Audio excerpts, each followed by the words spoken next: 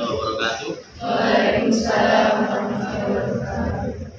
Bismillahirrahmanirrahim. Bismillahirrahmanirrahim. Subhanaka Allahumma Subhanallahumma Rabbana la ilma lana illa ma 'allamtana innaka antal alimul hakim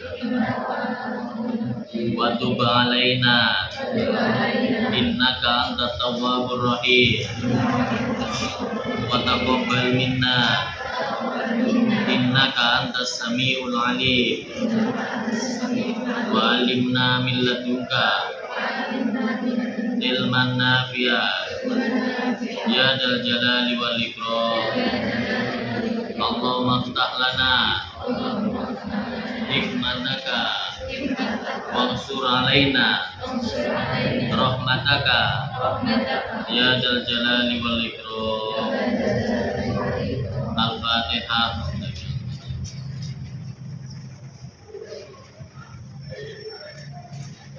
Bismillahirrahmanirrahim. Alhamdulillahirrahmanirrahim. Anak-anak SKI sekalian yang berbahagia, pada kajian pertama ini yang belakang dengaran apa enggak ya? Dengaran ya? Pada kajian pertama ini ya, SKI biasanya mengadakan kajian. Nanti kamu boleh request kajiannya itu nanti temanya apa. Insya Allah akan saya penuhi kalau mampu. Pada pertemuan pertama ini saya akan membahas tentang memperdalam yang kemarin saya ceritakan secara live streaming di YouTube-nya Semangat. Yakni karena saat ini kita ini bertepatan dengan Muharram, ya Muharram, maka saya ingin mendetailkan kembali cerita saya kemarin, yakni bagaimana kisah dibalik Muharram. Nah, satu Muharram sebagai tahun baru Islam itu ditandai dengan sebuah peristiwa, yakni hijrahnya Nabi dari Mekah ke Madinah. Oke ya. Nah, masalah hijrahnya ini kemarin saya jelaskan bahwa Nabi itu selain walaupun beliau itu ummi, artinya ummi itu tidak bisa membaca dan menulis, tetapi Nabi itu adalah seorang Nabi yang cerdas. Ya, karena salah satu dari sifat Nabi adalah apa? Sifatnya Nabi ada 4. Salah satunya yakni fatona. Fatona itu apa artinya? Cerdas. Nah, cerdasnya Nabi dari mana? Apa pernah SMA? Apa pernah kuliah? Apa pernah diwisuda? Ya, Nabi Muhammad itu gurunya langsung adalah Allah Subhanahu wa Ta'ala. Nah, gitu ya. Langsung gurunya itu langsung Allah. Gitu. Kalau kalian semuanya nggak bisa langsung gurunya adalah Allah, tidak, tetapi gurunya adalah melalui manusia. Nah, kan ya, kan begitu toh. Nah, terus gini ya, kita akan jelaskan begini. Misalnya begini. Ketika orang-orang kafir Quraisy pada titik puncaknya itu wis jengkel kepada Nabi Muhammad. Karena 10 tahun masa dakwahnya Nabi itu ternyata membikin onar atau membikin keresahan pada orang-orang Mekah. Lho sing mlebu Islam lho gak duwe duwe. Ya, sing mlebu Islam lho mau gak duwe duwe terus anak muda. Ya. Anak yang pertama adalah anak-anak muda, yang kedua adalah orang-orang yang tidak punya. Ini yang paling banyak. Sedangkan pengusahanya, entrepreneurnya itu nggak mau masuk Islam, ya kecuali beberapa orang. Tapi para tokoh-tokohnya itu tidak mau masuk Islam. Kenapa? Karena bisnisnya itu terganggu oleh dakwahnya Nabi Muhammad yang tidak memperbolehkan menyembah patung. Nah, gitu ya. Padahal patung itu waktu itu adalah bisnis yang paling keren pada masa itu adalah membuat patung. Karena setiap orang itu pasti membeli patung sebagai tuhannya. Nah, yang ingin saya ceritakan adalah ketika orang-orang tokoh-tokoh Mekah waktu itu berkumpul di di sebuah tempat yang namanya Darun Nadwa, mereka bersepakat untuk membunuh Nabi Muhammad. Hanya saja begini, kalau ada satu orang yang membunuh, maka Bani Hashim atau sukunya Nabi Muhammad itu pasti akan melakukan pembalasan. Nah, oleh karenanya ada sebuah ide yang menarik dari iblis yang menyerupai manusia. Kalau bisa kita bunuh bersama-sama. Jadi tidak mungkin suku atau Bani Hashim itu akan menuntut salah satu suku, tidak, karena semua suku itu saling membunuh Nabi Muhammad. Nah, gitu kan ceritanya. Maka akhirnya diputuskanlah ada 11 orang sebagai tentara bayaran, tentara pembunuh bayaran yang akan membunuh Nabi Muhammad. Ya kan, 11 orang. Ini dirahasiakan. Ya, dirahasiakan akan terjadinya pembunuhan kepada Nabi. Tetapi ya, ini bocor ternyata. Rahasia ini bocor. Biasa kan kalian itu kan ya manusia misalnya ono cerita rahasia, terus awakmu gak iso ngempet rahasia misalnya. Kondo kancamu, le, wong iku lho ngene. Tapi aja kondo-kondo ya. Kan ya. Biasanya kan ya, aja kondo-kondo ya. Iki rahasia. Lah koncone, kondo koncone terus ngomong, jangan bilang-bilang ya, ini rahasia. Akhirnya nyebar menjadi rahasia umum. Bocorlah rencana itu. Tapi selain bocornya orang yang biasanya ini bocoran itu jenis apa? Ember itu ya. Ternyata orang Mekah pun ember itu ya. Orang Mekah pun ember, tidak hanya anak SMA 3. Yang orang rahasia ini langsung bocor. Apa mana sekarang ada ya, ada apa TikTok. Ono apa didik bocor. Nah, terus begini. Ternyata Nabi itu ya mungkin oleh bocoran, tapi yang paling dapat bocoran yang paling jelas itu adalah Nabi langsung dibocorin berita itu ya dari malaikat Jibril. Enaknya Nabi itu gitu ya. Ono apa-apa yang membahayakan, malaikat Jibril itu langsung ada. Wahai Nabi, akan ada pembunuhan terhadap engkau besok malam. Akhirnya Nabi itu karena mendapat bocoran dari Nabi Jibril, dan itu tidak mungkin hoax ya, tidak mungkin hoax. Ini adalah informasi A1. Nah, ya. Informasi rank 1 pasti benarnya.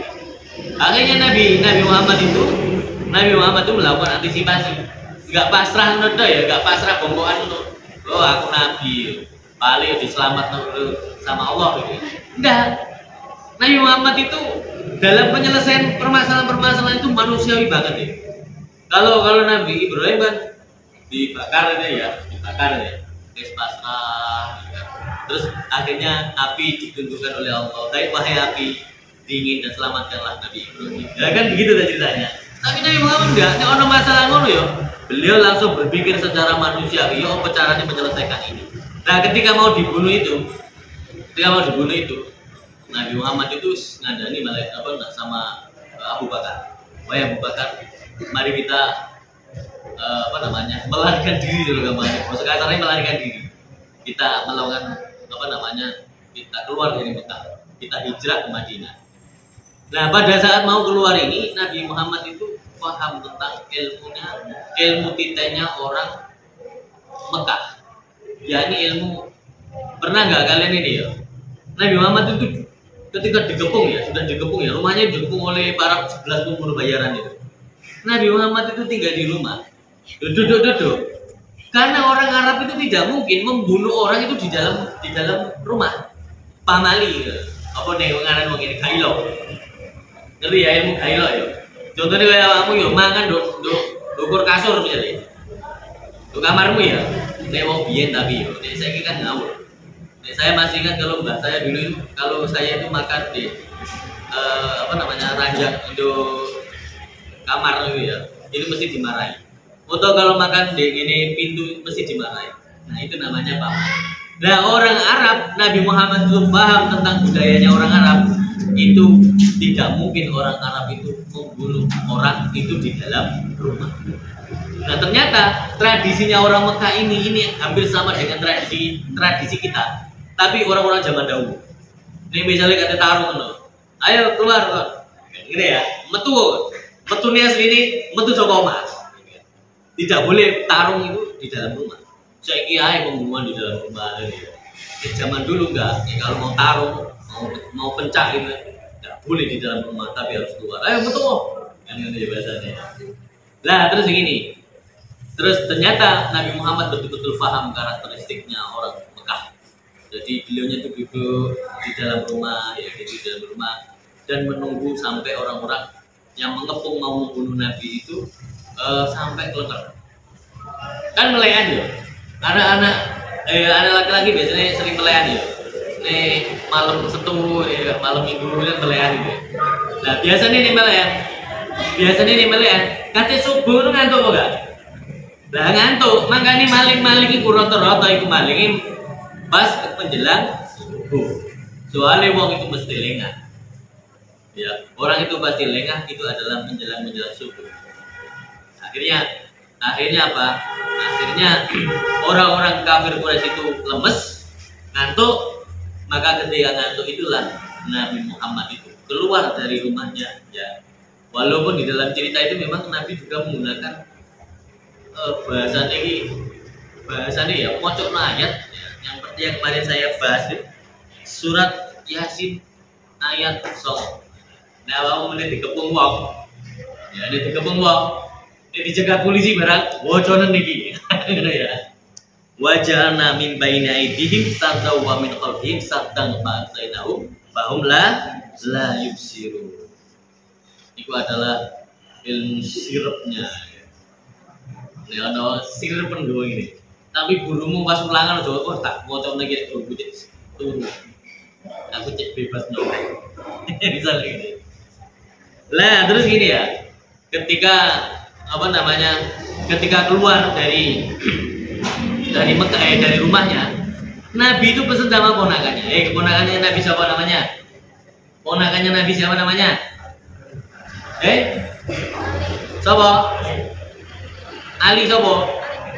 Ali bin Abi Thalib. Udah kok jawab, saya Pak. Ya sebenarnya ngerti. Ali bin Abi Thalib. Ali itu disuruh begini, baik Ali, tolong gantikan tidur saya. Jadi Ali bin Abi Thalib itu menggantikan posisi tidurnya Nabi, memakai selimut yang berwarna hijau. Jadi makanya jubahnya Nabi itu hijau, terus sorbannya itu hijau. Ya. Kalau kamu nanti mimpi kok ketemu orang yang bersorban hijau, jangan-jangan ini Nabi. Kalau kamu sering sholawat, insya Allah ketemu dengan Nabi, insya Allah. Nah terus begini, ternyata itu juga psikologinya itu adalah kebaikannya orang Arab. Wong Arab itu nih kalau mau membunuh seseorang itu harus tahu wajahnya seperti apa. Bukan kok gini ya, kayak kita sekarang ini ya, baru wongnya langsung ditembak gitu ya. Ini enggak selimutan tuh didelok. Loh kok nali? Kasih tuh dibunuh. Kalau mau membunuh itu harus betul-betul kelihatan wajah. Maka Ali bin Abi Thalib itu selamat. Nah, terus kemudian maka orang-orang itu mengejar Nabi. Nah, Nabi Muhammad itu cerdas sekali ya. Pada saat seperti ini sangat cerdas sekali. Nabi tidak langsung menuju ke Madinah, tapi Nabi Muhammad itu menuju ke Yaman. Nah, kamu lihat ya nanti petanya antara di Saudi Arabia ke Yaman itu kemananya, dan dari Mekah ke Madinah itu kemananya. Kalau nanti kamu ditakdirkan oleh Allah umroh atau haji, nanti kamu akan bisa melihat, bisa membayangkan Nabi dia dari Mekah sampai ke Madinah pelaku jalan. Nah sampai begini ya, akhirnya akhirnya disebar pengumuman wanted. Nabi itu jadi buronannya orang Mekah.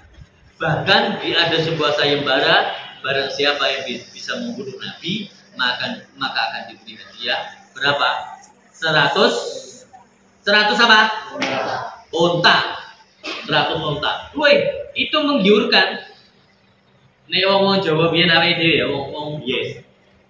Mangkane nek wong iku duwe sapi, duwe wedhus, iku jenenge sapi wedhus iku apa jenenge? Raja kaya. Jadi puncak kekayaannya orang Jawa dulu itu adalah ketika seseorang itu memiliki hewan. Nah saya ini kan gak duwe perumahan gitu ya, duwe mobil Pajero. pas Joko Jero, ya kan? Tapi kalau dulu enggak, orang yang namakan kaya itu adalah ketika orang itu memiliki hewan, maka hewan-hewan ini yang kemudian dinamakan dengan rojo koyo utawa koyo rojo. Nah, kan itu ya. Nah, orang Mekah, kekayaannya, simbol kekayaannya orang Mekah itu adalah punya onta. Ya, punya onta. Nah, nanti kapan-kapan tak jelasin yuk. Ontanya orang Arab itu bisa menyimpan air. Jadi nih dong Mekah itu ya, ini musim kemarau, tidak ada hujan itu ya. Maka kesulitan untuk mendapatkan air. Maka cara mendapatkan airnya, kalau kita kan golek nang kali, jangan dia naik kekeringan golek nang kali, golek nang sumur itu. Tapi orang Arab enggak.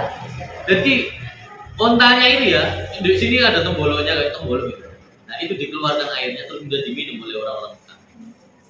Nah begitu ya, keistimewaannya unta bisa bertahan hidup. Bahkan orang sumber kehidupannya adalah unta. Makanya ini begitu sangat berharga. Maka Nabi kemudian lari bersembunyi, ya bersembunyi dulu karena semua orang mengejar Nabi. Bersembunyinya di mana? Di gua Guasu atau Gua Hiro? Guasu. Kalau Gua Hiro tempat turunnya Al-Quran. Saya tatakoni. Kalau semua kitab yang lainnya itu turunnya sekaligus, tapi turunnya Al-Quran itu dikredit, ya kredit sampai 23 tahun. Jadi Al-Quran itu turun di langit bumi namanya Baitul Izzah. Terus kemudian ketika ke bumi ini berangsur-angsur satu ayat demi ayat sampai 23 tahun kredit. Tapi kalau Injil kemudian Taurat itu langsung sekali. Ya. Nah, oke. Yang menarik lagi ini ya, saya tidak akan bahas panjang. Nanti kapan-kapan kita sambung. Nabi akhirnya bersembunyi di sebuah gua Hiro. Ketika di gua Hiro ini, konon menuju ke gua Hiro itu 3 jam. Kalau ke Penanggungan kira-kira berapa jam ya? Kira-kira 2 jam mungkin ya. Nah ini sampai 3 jam. Nah ketika sampai di atas itu beliau bersembunyi di sebuah gua karena saking lelahnya Nabi Muhammad itu kemudian tertidur. Ya, ketika tertidur itu inilah sahabatnya, inilah seorang sahabat Abu Bakar ini menemani Nabi Muhammad. Ketika tertidur itu kakinya Abu Bakar dijadikan bantal. Nah saya dapat kisah yang sangat menarik. Ada ular ini yang dapat ilham dari Allah bahwa ada Nabi akhir zaman di atasnya itu kan orang lubang gitu ya.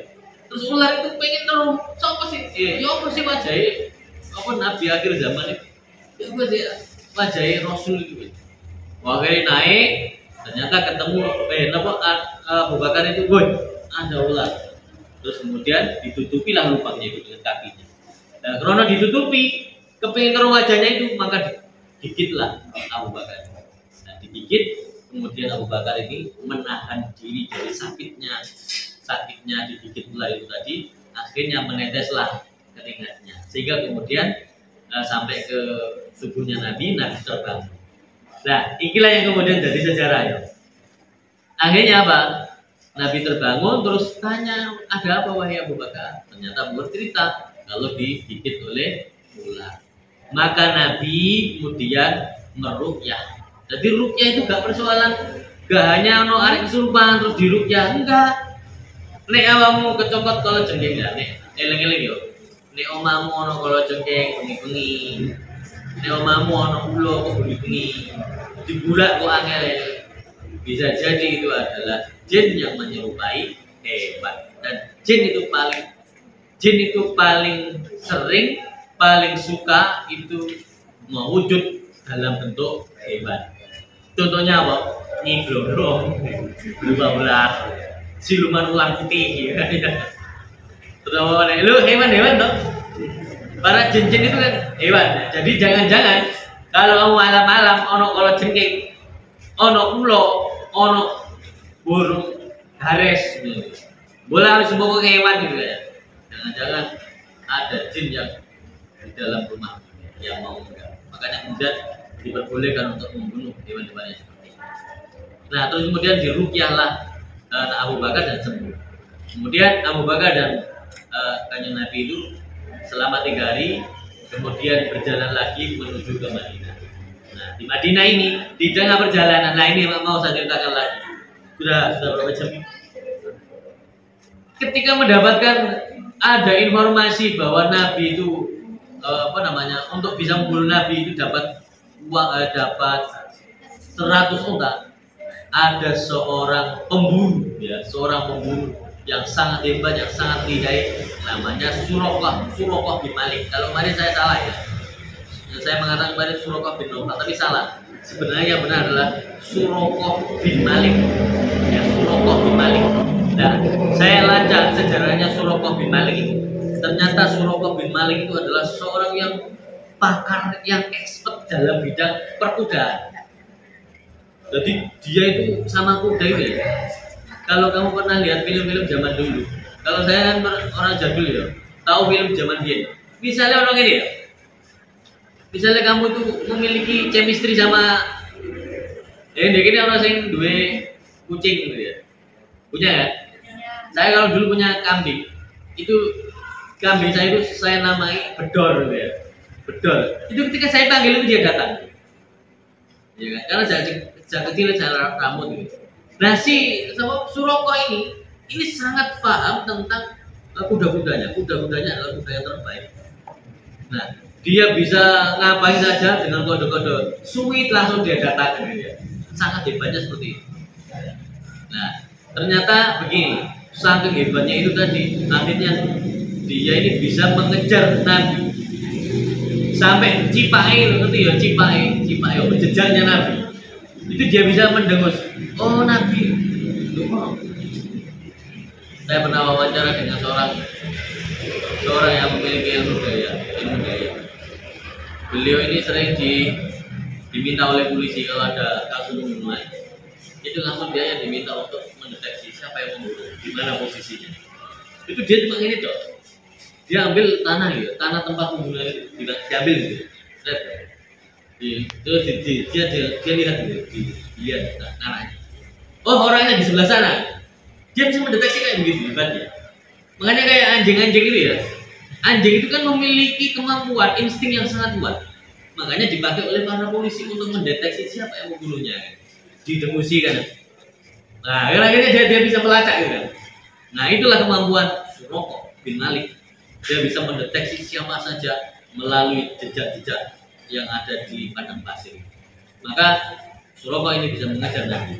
Nah, mau dibunuhlah Nabi, tetapi Nabi ini memiliki kecerdasan dari Allah langsung kan ya. Nabi Muhammad itu diberitahu oleh malaikat Jibril. Ini malaikat Jibril dikasih kode-kode yang hanya kode itu seharusnya hanya dimiliki oleh Suraqah dan kuda itu. Misalnya gini ya, nih misalnya pada waktu meringik ya, waktu ini berdiri, misalnya ya, itu posisinya itu dikira kode ini. Lah Nabi itu loh, Nabi Muhammad itu loh, ketika mau dibunuh itu, Nabi Muhammad diajari oleh malaikat Jibril, wahai Nabi, tanganmu silakan di ini, dijajurkan ke atas begini ya, kayak arek pramuka itu loh, ono kode ini gitu ya, kode Morse gitu ya. Itu langsung kudanya itu langsung balik gitu. Maka Suraqah jatuh, tidak bisa membunuh Nabi. Penasaran belum? Iki kok ono ngerti rahasianya kudaku. Padahal pas voting aku tok sing ero. Tapi kok Nabi kok ero gitu. Siapa wong iki? Hebat gitu. Akhirnya mau gajal mana yang kedua. Ternyata jatuh lagi. Dan ketika jatuh lagi, terus kesimpulannya Suraqah bin Malik itu ini bukan orang sembarangan. Padahal rahasia saya dengan rahasia ini, passwordnya itu hanya saya yang tahu. Tapi kenapa Nabi itu bisa tahu? Nah, kan ini ya, itu kalau bukan orang yang hebat. Akhirnya Suraqah itu bertobat dan kemudian diceritakan Suraqah ini ketika di zamannya Umar bin Khattab menaklukkan Persia, maka pakaiannya Raja Persia itu dipakai oleh Suraqah. Nah ceritanya gini ya, singkat cerita Nabi bisa mencapai Madinah. Di Masjid Quba beliau mendirikan masjid, dan sampai di Madinah Nabi Muhammad disambut dengan sholawat tolal badru alaina. Nah itu ya pakai rebana ya. Makanya di dalam Islam itu terjadi perdebatan, apakah boleh main musik? Halo, yang bermain musik ya, apakah boleh bermain musik? Apakah boleh bermain seruling? Ya kan itu ya. Ada yang mengatakan bermusik itu haram. Karena apa? Karena orang-orang Mekah dulu itu kalau memakai musik itu mesti mendem. Jadi merayakan pesta itu mesti mendem. Maka musik pada masa itu menjadi diharamkan karena pasti ada unsur maksiatnya. Tetapi Nabi membiarkan loh, ada orang yang nabi dengan tolak al-badru alaina. Ngerti tolak al-badru alaina itu artinya apa? Jadi awamu iso ini ya, imajinasimu nih misalnya jalan gitu, ini pasti nangis lah. Saya itu kalau wis ono tolal badru alaina gitu ya, itu saya kuat gitu. Ono kiai itu di depan rumah saya nih, ya benar ini. Kalau sudah makhluk ya, terus beliau itu nangis terus ya, terus pokoknya nggak tisu gitu, tak roll ya. Soalnya apa? Beliau itu seakan-akan gini ya, menanti kanjeng Nabi ya, sekian lama menanti Nabi kok gak kepatok sih, Nabi kok datang sih, mengharapkan kehadiran. Nah tiba-tiba Nabi itu hadir dengan untanya ya, dengan rombongannya hadir di depanmu, dan kau tidak ada kata-kata yang bisa mengungkapkan kebahagiaan dengan kehadirannya Nabi selain mengungkapkan dengan kalimat qasidah, yakni tola al-badru alaina, telah datang bulan kepada kita semua. Nah, makanya nih mahalul qiyam, nih sholawatan, hadirkan bahwa Nabi itu ada di tengah-tengah kalian semua. Nah, itu ya. Oke, itu yang bisa saya sampaikan. Inti dari yang saya sampaikan ini adalah bahwa Muharram tidak hanya sekedar peringatan 1 Muharram tahun baru Islam, tapi ada sebuah peristiwa besar di sini, yakni hijrah. Kalian kalau pengen jadi yang baik, yo hijrah. Pengen jadi orang sukses, yo hijrah. Ya, saya ini orang Lamongan, kemudian hijrah ke Mojokerto. Jadi seorang guru. Kalau kamu pengen jadi sukses, yo hijrah nang Surabaya, kuliah nang nanti dulu saya hijrah Pak. Makanya kunci Nabi akhirnya ketika beliaunya tidak diterima di Mekah, maka beliau bisa diterima di Madinah. Ketika tidak sukses dakwah di Mekah, maka sukses di Madinah. Maka kalian juga sama, kalau kepingin sukses, rata-rata kalau orang yang sukses adalah mereka melakukannya, namanya hijrah. Tapi hijrah itu tidak segampang yang kita ucapkan. Ada saja yang menghalaunya seperti Nabi yang hijrah seperti tadi. Bahkan ketika kamu pengen jadi orang baik saja, kira-kira itu ada gak halangan? Misalnya kamu gak sholat, terus kemudian tiba-tiba sholat, terus koncomu ngomong, dungaren kok sholat? Ada gak sih kayak gitu? Oh namanya ngaji, juru kelas misalnya, terus aku ngaji Al-Quran. Kan ngaji apa sih? Terus dilonu koncomu, sok suci. Dan lain sebagainya. Diajak masih ada dalam. Wong apa jenis soalim, ukti, ahli. Tapi ya memang begitulah, menjadi orang baik itu tidak segampang yang kita ini, tapi melalui sebuah proses yang kita ini diuji oleh Allah supaya tetap istiqomah dalam kebaikan kita. Sekian. Kita tutup dengan bacaan alhamdulillahirobbilalamin. Mudah-mudahan kajian ini bermanfaat bagi kita semuanya. Sekian, wallahu a'lam bishawab. Assalamualaikum warahmatullahi wabarakatuh.